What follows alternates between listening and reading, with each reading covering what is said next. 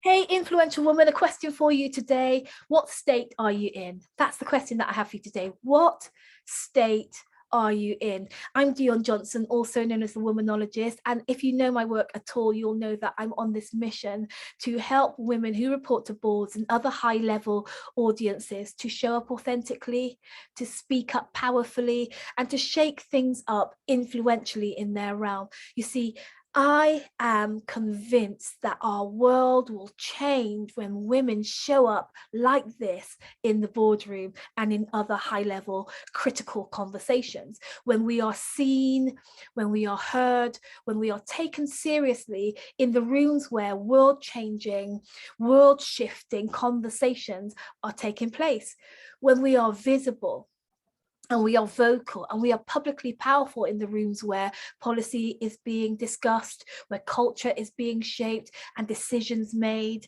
where priorities are being set and the way forward is being discussed. I'm really passionate about us showing up in our power in those kind of conversations in the marketplace. And so my work is really all about helping women to really show up in their power when they're presenting themselves and their ideas in these high level conversations in these high level rooms. And so doing this work, I've noticed three really unhelpful states that we as women can find ourselves in, not just in the meetings, but we can even find ourselves in these states generally speaking in our leadership. And these states really do limit our effectiveness and compromise our ability to show up confidently in our power with a genuine sense of authority to be in the conversation, to be in the room. And so I want to share these three states with you, so that one, you can notice them, you can start to recognize them when they're showing up in your life and in your leadership, and you can choose to change them if you choose to, if you desire. So the first state that I want to share with you today is what I call distracted. And this is where the busyness of business can really get us caught up in activities that take our eyes off of the main thing, can really shift our attention from that which is important. It can distract us from what's really important to help the mission to succeed, whether that be the organizational mission or our personal mission. We can get into a state of distraction through the relentless firefighting, or getting caught up in the red tape, spinning too many plates.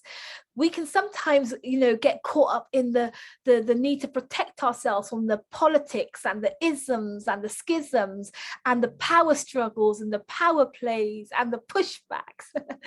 We can get so caught up in all of this stuff that we don't have bandwidth left for the really important stuff, the true leadership, the calling for things to change, the charting of new ways forward, that we get so distracted.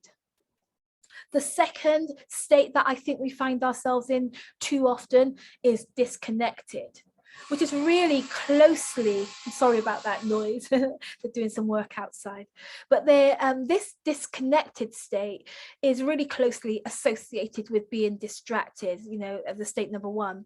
So this is where we can become so distracted from ourselves. We can get so distracted from ourselves, our commitments, our convictions, our ethics, our values. And in particular, I'm really concerned that we too often find ourselves disconnected from our humanitarian principles. And what I mean by that is that we can get disconnected from our hearts, the part of us that cares about human suffering, that cares about people, that cares about the well-being of people and our planet. We can get really disconnected from our humanitarian principles, and we can also get disconnected from our activist nature. So what I mean by this is that part of you, that part of you that wants to stand up for what's right, or campaign for what's wrong, or call out and point out and expose the things that you see that need to change. Our activist nature and our humanitarian principles can often really suffer when we get into this state of disconnectedness. The third state that I want to talk to you about is disempowered. And my definition of disempowered is when we feel not powerful enough. But you'd be surprised, or maybe you wouldn't, about how many of us in senior leadership, women who are, high level players, are functioning in a disempowered place, in a disempowered state. And it's a real state of undermining what's possible through you, what's possible through your voice, what's possible through your leadership. It's real flawed thinking about the potential and potency of your presence in leadership, of your contribution in that organization. It's often associated with ignorance around the power that you truly do possess, your innate power. Sometimes we just have no clue about how powerful we really are. So that's it, 3 states: distracted, disconnected, and disempowered. So do you recognize any of them? Do you feel like you function in one more than the other? Do you find that there's one that you kind of hang out in the most? The important thing about knowing about these states is understanding that they really do have the power to undermine our potential, to show up, to speak up, to shake things up.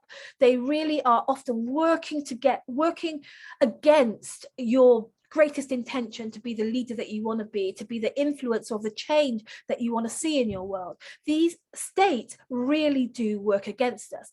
The good news is, though, that you can manage your state, that you can shift your state, your state can shift. You can heal that propensity to hang out in those unhelpful, disempowering states. You can develop your capacity to think the thoughts that are conducive to new state creation. Think about that.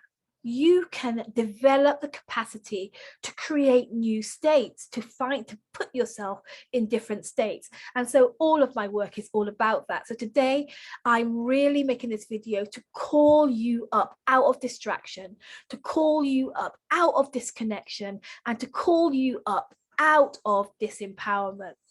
If you're looking for a great place to start with this work, then check out my 5-day challenge, Prepare to Be Powerful. The link will be associated with this video. But do ask yourself, what is it going to take for you to shift?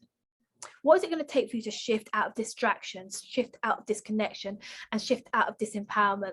That's your homework today. I really want you to do it, because these states are not the domain. This is not where we need to hang out if we're women who really are going to be about changing our world through our work in the boardroom.